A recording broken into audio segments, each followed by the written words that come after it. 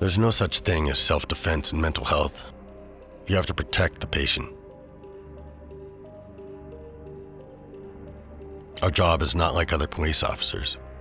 Patients with mental challenges can take a different kind of care. You have to treat the patients with dignity. Respect. Sometimes they get angry. We use absorbing, non-violent restraint tactics so no one gets hurt. Hopefully no one gets hurt. Aggressive response to a patient who is having a hard time will only make things worse. Some will check themselves into the hospital for various reasons. Some are involuntarily committed. Some of them get better, some worse. Our team is called the Department of Mental Health Police for the state of Massachusetts. Westborough State Hospital is a government-run mental health care facility. It's not like a prison. The residents sometimes walk off campus. Radio to all units. I responded to a call for a couple of patients who had walked off campus from Chauncey Hall, Dean, and Jason. Radio to units 718 and 22 Bravo. Last seen at a liquor store down the road. 10-4 en route. I found a trail into the woods and was able to locate the subjects. They were sitting down sharing a bottle of vodka. They were celebrating Jason's birthday. I was able to calmly talk to them, and they were placed into custody without incident. Once delivered back to Westborough State Hospital, I released them into the care of charge nurse Joyce Wiegers, and I remained on site. Dean and Jason were placed into a quiet room, where patients can be safe and calm down for an event such as this. Several staff members were assigned to watch them out the door. Some of the staff are known as caretakers and did not have medical or mental health training. Shortly after this, one of the patients, Dean, caused a disturbance, and I was called back onto the hospital floor where they were located. The other patient, Jason, also had to be restrained by staff at this time. They transported Jason to a room with a 4-point restraint table where he would be secured until calmed down. As they moved Jason into the room, he resisted, and the staff had to restrain him. 8 people brought Jason to the ground and held him down while charge nurse Joyce Wiegers looked on. It must have been terrifying. One of the caretakers, Philip Bragg, began assaulting Jason by punching him in the head with such force that I could hear the impacts through the floor.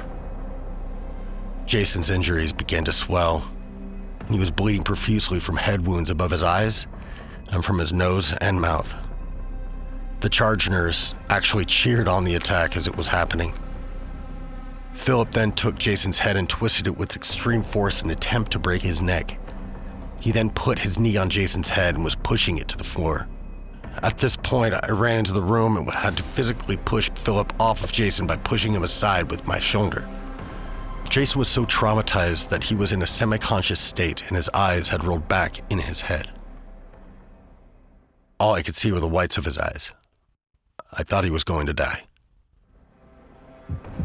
I checked Jason's neck to see if it had been broken. Fortunately, it had not. Philip then said to Jason, "This is what you wanted, so this is what you get." Caretaker Philip Bragg had recently been released from prison for attempted murder. He shot a kid in the face.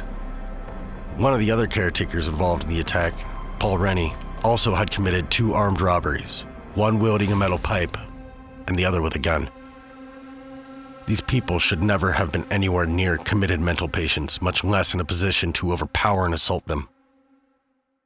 Charge nurse Wiegers ordered Jason handcuffed and brought to the 4-point restraint table.